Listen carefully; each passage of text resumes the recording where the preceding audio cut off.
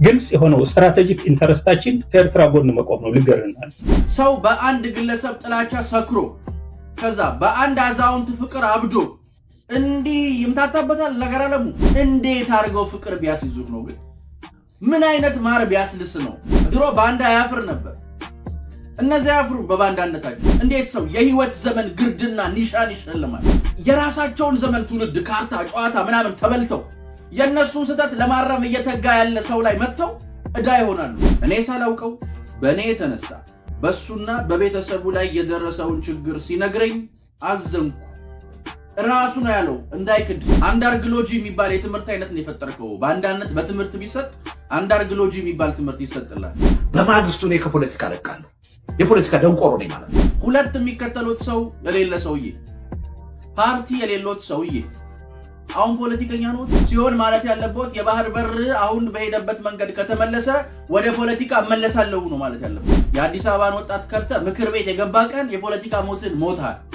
ከዛ በኋላ እየተፍጨረጨርክ ያለው ጉዳይ ምንድነው? በቃ ፒክ ታይም አልፏል። እዚህ ሰሜን ወሎ ያለን ፋኖ ማሸነፍ ያልቻለ መንግስት ከኤርትራ ህዝብና መንግስት ጋር ተዋግቼ አሰብን አስመልሳለሁ ማለት ይሄ ቅሽት። ኢትዮጵያ የባህር በር ለማስመለስ ጦርነት ገጥማለሁ አላለችም። ጦርነት ቢገጥማትና ብትገጥም ደግሞ አሁን እናንተ ከጠራችኋቸው የመንደር ወጠጤዎች ጋር እንደሚደረገው አይነት አይደለም። መከላከያ እናንተ ከምትጠሯቸው የመንደር ወጠጤዎች ጋር 10%ቱን ለውጊያ እንደማያውል ይታወቃል። ብረትን መቀጥቀጥ በግለቱ ነው። በግለቱ ቀጥቅጠን የባህር በር ጥያቄያችንን እናስመልሳለን። ግብፅ አሁን አባይ አባይ አባይ አባይ ከማለት ወጣች። ቀይ ባህር ማለት ጀመረች። ያኛውን አሸነፍናት፣ ይሄኛውንም እናሸንፋታለን። ሰላም ጤና ይስጥልን ውድ ዮሐንስ ኮርነር ቤተሰቦች እንዴት አላችሁ? አላችሁ ወይ? አለን እኛ ዮሐንስ ኮርነር ዛሬም ሰዓትና ጊዜውን ጠብቆ ወደ እናንተ መድረሱን ጀምሯል። ዛሬም በቆይታችን አበይት ፖለቲካዊ ጉዳዮችን፣ አሁናዊ ክስተቶችን፣ ቀጠናዊ ሁነቶችን በራሳችን ቋንቋ በራሳችን መንገድ እንመለከታለን። ዮሐንስ ኮርነርን ላይክ፣ ሼር፣ ሰብስክራይብ አድርጋችሁ ጀምሩ። ቪዲዮዎቻችንንም ወደ ተለያዩ የቴሌግራም ግሩፖች ሼር ብታደርጉልን የበለጠ እንድንሰፋ የበለጠ እንድንተልቅ ያግዘናልና እሱ እንድታደርጉልን ጠይቄ ነው መጀመሪያው። ዛሬ መቼስ የረፍት ቀንም ነው። ጉድ ያላችሁ የምታዩት ነገር ነው ማሳያችሁ። ዘንድሮ የማናየው ጉድ የለም። ግብፅ እስከ ፍርድ ቀን ኢትዮጵያ ቀይ ባህር ላይ ብቅ አትልም ብላለች። እሱን እንፈትሸዋለን። ኢትዮጵያውያን ባንዳዎቻችንንም እንመለከታለን። አንዳርጋቸውና ልደቱ አያሌው ጉድ ያስብሉናል። እሱንም እናያለን። አብራችሁ እንድትቆዩ ጠይቄ ጀምራለሁ።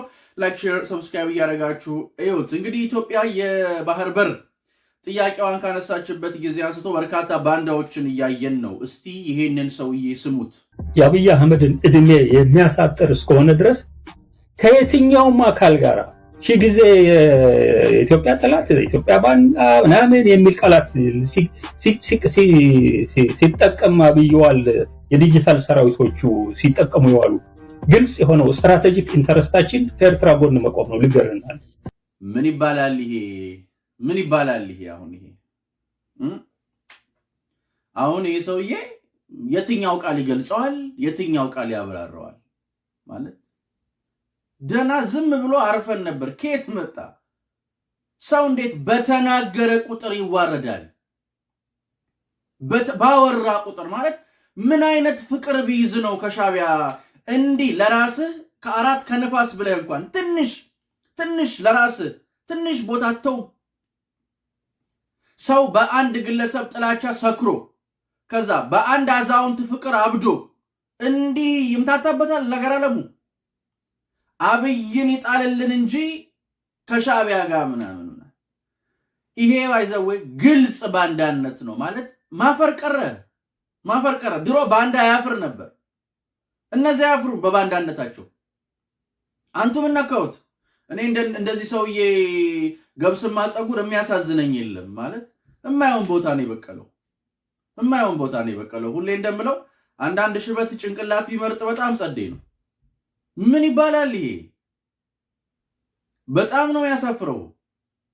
በጣም ማለት ነው ላይክ ምን ሆነ ነው ማለት አሁን አይሰማም ስሜቱ። እያደክ ስትሄድ ነው የሚሰማህ። አሁን ብዙም ላይሰማ ይችላል። ከፍ ስትል ግን ምን አይነት ነውር እየሰራህ እንደሆነ ይሄ ሰውዬ አሁን በጠቅላይ ሚኒስትር ዶክተር አብይ አህመድ ጥላቻ ሰክሮ ነው። አሁን ይሄ ሰውዬ እንዲህ የሚለው ከሞት እንደዚህ ፈልቅቆ አውጥቶ ያዳነውን ጠቅላይ ሚኒስትር ጠልቶ ነው። ይሄውን ያደለም ያልኩት ራሱ ነው። እዚህ መጽሐፉ ላይ ራሱ አንዳርጋቸው ራሱ ተናግሮታል። ለምሳሌ ማለት ነው ምን አይነት ሰው እንደሆነ አንዳርጋቸው ለማንሳት ዶክተር አብይን ሲያገኛቸው ስለነበረበት ሁኔታ ይናገራል። አንተ 4 ዓመት ነው የታሰርከው። ይሄን የሚናገረው ዶክተር አብይ ነው። አንተ 4 ዓመት ነው የታሰርከው። እኔ ደግሞ በአንተ የተነሳ ከ6 ዓመት በላይ ታስሬያለሁ። 2 ዓመት ዕዳ ይቀርብሃል አለኝ። እንዴት ሆኖ ለሚለው ጥያቄ የሰጠኝ መልስ አስገረመኝ፣ አስደነቀኝ። የሚነግረኝ ነገር እውነት ለመሆኑ ጥርጥር አልነበረኝም። እኔ የማውቃቸውን ግን ማን እንደሚያደርጋቸው የማላውቃቸውን ነገሮች ነበር የነገረኝ። ከፊቴ ቁጭ ያለው ሰው ወያኔን መቃወም የጀመረው ወያኔን መቃወም ፋሽን ባልነበረበት ዘመን እንደነበረ ማወቅ ቻልኩ። በሀገር ውስጥ የሚገኝ ፖለቲከኛ፣ የህዝብ መብት ተሟጋች፣ የዩኒቨርሲቲ ፕሮፌሰር ወያኔን ፈርቶ ምንም በማይልበትና በማያደርግበት ወቅት አብይ ወያኔ ጉያ ውስጥ ተቀምጦ የስርዓቱ ዕድሜ እንዲያጥር ብዙ የጣረ ሰው እንደሆነ ለመረዳት ከ3 ደቂቃ በላይ አልፈጀብኝም። እኔ ሳላውቀው በእኔ የተነሳ በሱና በቤተሰቡ ላይ የደረሰውን ችግር ሲነግረኝ አዘንኩ። ራሱ ነው ያለው እንዳይክድ። ይሄ ሰውዬ አሁን እንግዲህ እንዲህ ዋጋ የከፈለለትን ሰው ጠልቶ ነው የሰውነት ትርጉሙ የባንዳነት ነውርነት ምናምን የጠፋበት። ምንም ሆኖ እኮ አይደለም ማለት ከጠቅላይ ሚኒስትር አብይ አህመድ ጋር እንደዚህ የሚያደርገው ምንም አይነት መሰረት የለውም። ሻቢያ ስላኮረፈ የህይወት ዘመን እንዴት ሰው የህይወት ዘመን ግርድና ኒሻን ይሸልማል ማለት የህይወት ዘመን ግርድና ኒሻን ተሸልመ ትመጣለህ። እኛ ደግሞ እናንተ ለባዕድ ሀገር ተላልካችሁ በባንዳነት ማሊያ ተጫውታችሁ መሪውን ተከልላችሁ ኢትዮጵያን መጣል ስትፈልጉ እኛ ደግሞ ኢትዮጵያችንንም መሪያችንንም አናስነካችሁ። በጣም የሚያሳዝነው ነገር እሱ አሳፋሪዎች የግብፅ ተቋሚዎች ምን ከአልሲሲ ጋር ልዩነት ቢኖራቸው በአባይ ጉዳይ አንድ ናቸው። እናንተ በሰው ሀገር ተቋሚ እንድንቀና አረጋችሁን እኮ በሰው ሀገር ተቋሚ ቀናን። ይሄ በግለሰብ ጥላቻ ሰክሮ የሆነ ግለሰብ ይውለቅ እንጂልኝ አብይ አባይን በኪሱ ይዞት ሄድ፣ የቀይ ባህርን ይዞት ሄድ። መንግስት ይመጣል፣ መንግስት ይሄዳል። ዛሬ የሚከፍል የምትላላክለት ሰውዬ ጓደኛው የባህር በር የሰጠው ሰውዬ የለም። አሁን ሁላችን ካፈር በታች እንገባለን። ሁላችን አላፊ ነን። የማያልፍ ታሪክ ሰርተን እንለፍ ነው ጉዳዩ። ይሄ ምን አይነት ማፈሪያ ነው? ታሳፍራላችሁ። ጭንቅላታችሁ የተበጀበት ማለት ምን አይነት የቅጥረኝነት ስነልቦና ውስጥ ቢያይል ነው ማለት? እንዴት አንድ አዛውንት ለሌላ አዛውንት ለመገረድ እንደዚህ ይሆናል? አንዳንዴ እኮ እድሜ ቁጥር ነው። ይሄ ሰውዬ በዘመኑ አንድ እዚህ ግባ የሚባል ድል የሌለው ሰውዬ ቢወልድ የሚያደርሰውን መሪ ላይ ያመረረ ጥራቻ አዝሎ እንዲህ እንትን ይላል። ኧረ እባክህ የናንተ እኔ ማለት የራሳቸውን ዘመን ትውልድ ካርታ ጨዋታ ምናምን ተበልተው የነሱን ስህተት ለማረም እየተጋ ያለ ሰው ላይ መጥተው ዕዳ ይሆናሉ። በረከቱ መሆን ቢያቅትህ እንዴት እርግማን ባትሆንበትስ ምን አለበት? ሰው ያንተ ደግሞ ከፋ። ምን አይነት የግርድና ሌቭል ላይ እንደደረስክ አርቀ ሰቀልከው። በቃ በአንዳንድ አንዳርጋቸው ምን አናስባልክ? አንዳርግሎጂ የሚባል የትምህርት አይነት ነው የፈጠርከው። በአንዳነት በትምህርት ቢሰጥ አንዳርግሎጂ የሚባል ትምህርት ይሰጥላል። ምን አይነት ረህጥ ሰው! ትልቅ ሰው እንዴት ይቀላል ማለት እንደ እድሜያቸው ነው። በጣም አጸያፊ ሰው ናቸው። አጸያፊ ለነገሩ አንተ ነውር አያውቅም። የገዛ መጽሐፉ ላይ የመለስን ስድብ ፎቶ እያየው በባለጌ ስድብ ሰደብኩ ምናምን የሚል ሰው እኮ ነው። ነውር አያውቅም እኮ ወንበዴ እኮ ነው። ዱርዬ ነውር አያውቅም እኮ ነውር የሚባል አያውቅም። እዚህ ግባ ትላንት ያለውን ዛሬ አይደግምም። ይሄ ሰውዬ የሚደግመው አንድ ነገር ብቻ ነው፣ የሻዕቢያ ፍቅር። እንዴት አድርገው ፍቅር ቢያስይዙህ ነው ግን? ምን አይነት ማር ቢያስልስ ነው? እንዲህ ማፈሪያ ብትደበቅ ነው የሚሻል። ትልቅ በገፈጅ እንዴት እንደምታጸይፍ እንደዚህ ስላላፈም ሞልተህ ከሻዕቢያ ጋር ተባብሬ እኛ ዶክተር አብይ አህመድ ለዚህ ነው ሀገር ለእናንተ ሀገር አንሰጥም የምንለው ለዚህ ነው። የእንቆቅልሹ ሀገር አትሰጣችሁ ለእናንተ። ለማን ቢሰጣችሁ ሀገር ቢሰጣችሁ ለማን ጥቅም እንደምታወሩት ይታወቃል። የባህር በር የኢትዮጵያ የናሽናል ኢንተረስት ጥያቄ እኮ ደሞ አያፍርም። አታፍርም? ትንሽ አታፍርም? ግን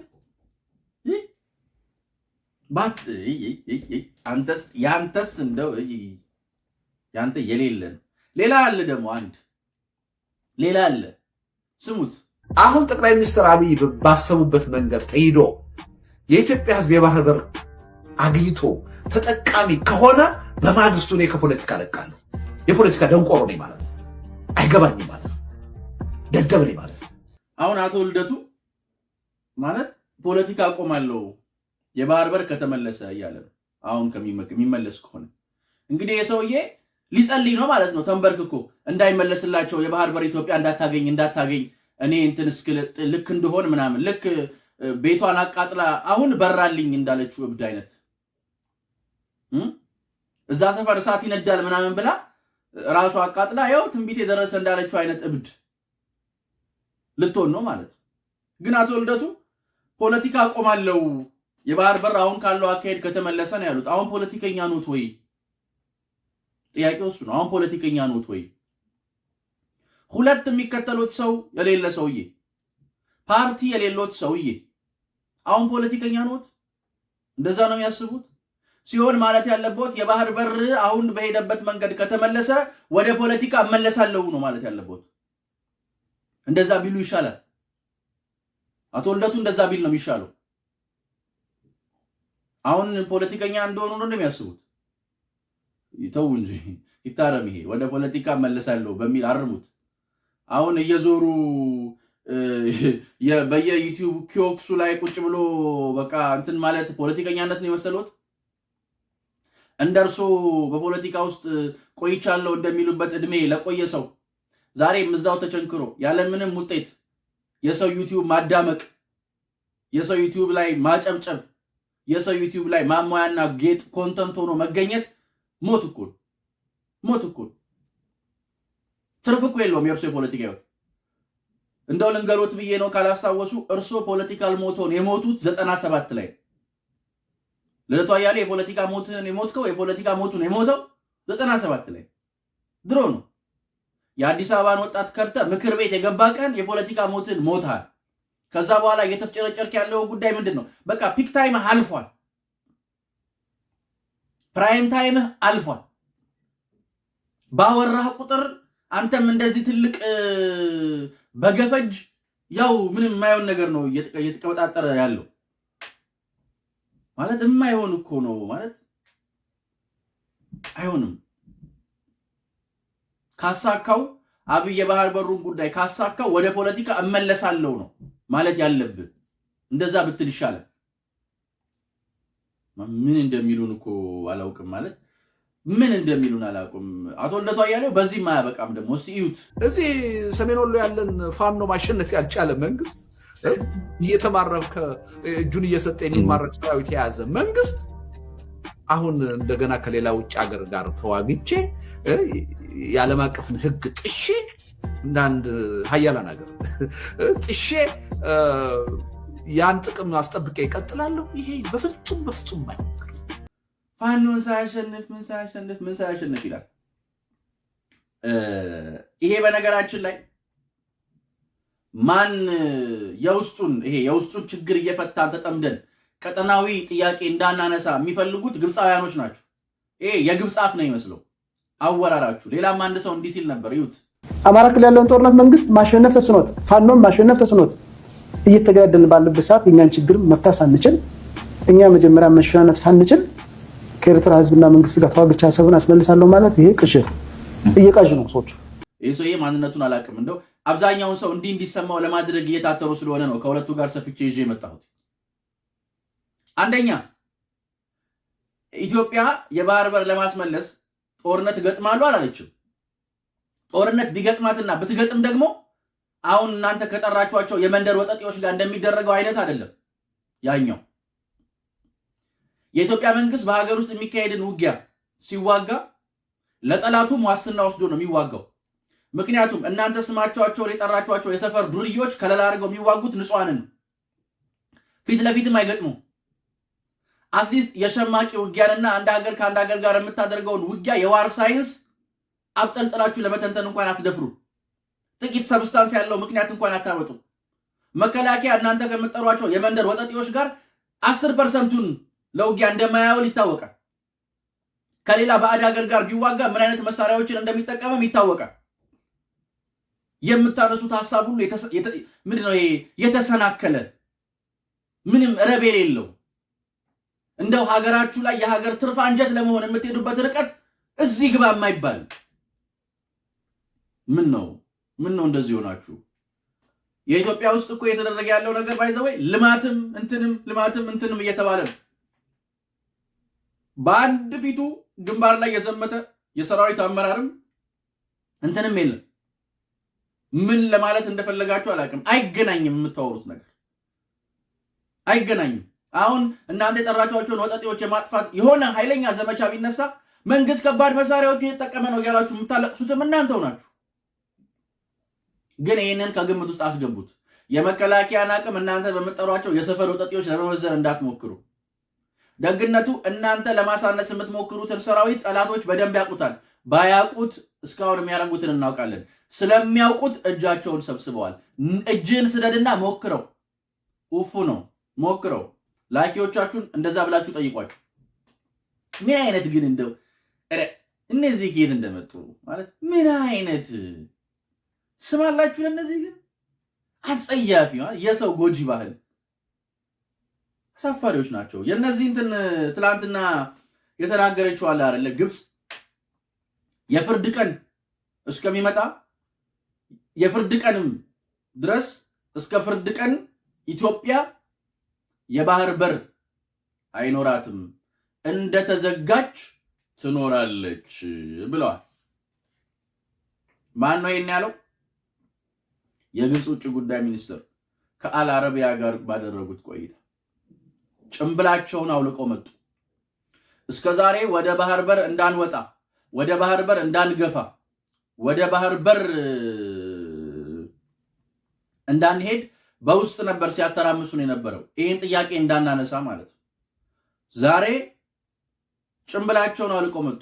ጭምብላቸውን ያስወለቃቸውን ስራ ደግሞ የሰሩት የኢትዮጵያው ጠቅላይ ሚኒስትር ዶክተር አብይ አህመድ አሊ ናቸው። በጣም በትጋት የኢትዮጵያን ጥያቄ አደባባይ ላይ ያዋሉት። ከዛስ የግብፅን ይሄን ጥያቄ ሊያስቀርሏት የሚችሉ ውስጥ አሉኝ የምትላቸውን ተላላኪዎች ጠያይም ግብፃውያን ከጥቅም ውጭ አደረጉባት። የምትጫወትበት ነገር አጣች። ጭምብሏን አውልቃ ፊት ለፊት መጣች ታሪካዊ ጠላትነቷን። ለዚህ ነው ኢትዮጵያ ላንድ ሎክድ አይደለችም። አልሲሲ ግብፅ ሎክድ ናት፣ ኢሳያስ ሎክድ ናት የምንለው። አንሎክድ አድርጋ ደግሞ ትወጣለች፣ ትመልሳለች ጥያቄዋን። እስከ ፍርድ ቀን ተዘግቶብን አንኖርም።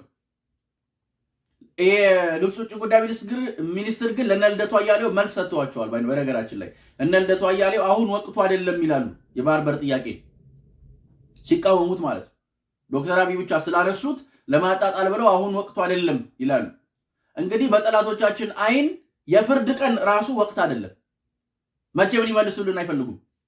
ስለዚህ ወቅቱን መምረጥ፣ ጥያቄውን ማንሳት ያለብን እኛ ኢትዮጵያውያን በመዳፋችን ነው ማለት ነው። ብረትን መቀጥቀጥ በግለቱ ነው። በግለቱ ቀጥቅጠን የባህር በር ጥያቄያችንን እናስመልሳለን። በሚገርም ሁኔታ ማለት ነው እናስመልሳለን። ግብፅ አሁን አባይ ከማለት ወጣች። ቀይ ባህር ማለት ጀመረች። ያኛውን አሸነፍናት፣ ይሄኛውንም እናሸንፋታለን። አባይ ነበር የምትለው፣ በሱ ምንም አላመጣችም። ዛተች፣ አስፈራራች። አባይን መረቅን፣ ጨረስን። ቀይ ባህርንም ልክ እንደ አባይ ይሆናል፣ ይመለሳል፣ እንሄዳለን። ግን እንደ አንድ ኢትዮጵያዊ እንዲህ አይነት ንግግር ሲናገሩ ማየት ያበሳጫል። እነዚህ አይበሳጩም፣ ጭራሽ ለነሱ ቤንዚን ያርከፈከፉላቸዋል ኢትዮጵያን እንትን አድርገው እንደሚቆዩ። ሰው እንዴት የገዛ ሀገሩ ላይ እንደዚህ ጠላት ይሆናል? የሀገር ትርፍ አንጀት እንዴት ይሆናል? ለማንኛውም ግብፅ ይሄንን እያለች ነው። ትልቁ ስኬት ፊት ለፊት እንድትወጣ ተደርጋለች። ጭምብሏን ያስወለቀ ስራ ተሰርቷል። በጣም የሚያሳዝነው ግን አይዟችሁ፣ ልክ እንደ አባይ ኢትዮጵያ ወደ ቀይ ባህር ሄዳ ወደ ተፈጥሯዊ ወሰኗ ዳግም ተመልሳ ታይዋቷላችሁ። እየመረራችሁ ዋጡት። ኢትዮጵያ እስከ ፍርድ ቀን፣ በነገራችን ላይ እስከ ፍርድ ቀን ተዘግቶባት እንደማትኖር ዋነኛው ቁልፏ አባይ ነው። አባይ ሲመረቅ እኮ ነው የቀይ ባህር መመለስ የተረጋገጠ፣ ኩስመናችን እንዳበቃ የተረጋገጠ እና እየመረራችሁም ዋጡት ነው የምለው። እኛ ግን ሁሌም እንደምንለው እንደማይለወጥ አንድና ውድ ቃል፣ አዲስ ትውልድ አዲስ ተስፋ፣ ሁሉም ጥሩ ይሆናል፣ ሁሉም በጎ ይሆናል፣ ሁሉም ሸጋ ይሆናል። የኔና የናንተ ሀገርም እንደ ልማዷ ታሸንፋለች፣ እንደ ልማዷ ድል ታደርጋለች። ፈጣሪ ኢትዮጵያና ሕዝቦቿን አብዝቶ አብዝቶ አብዝቶ ይባርክ። ዮሐንስ ኮርነር ላይክ፣ ሼር፣ ሰብስክራይብ ማድረግ እንዳይረሳ። ደግሜ ላለው የኔና የናንተ ሀገር እንደ ልማዷ ታሸንፋለች። ውድ ዮሐንስ ኮርነር ቤተሰቦች ቸር ቆዩን። የነገ ሰው ይበለን። ቺርስ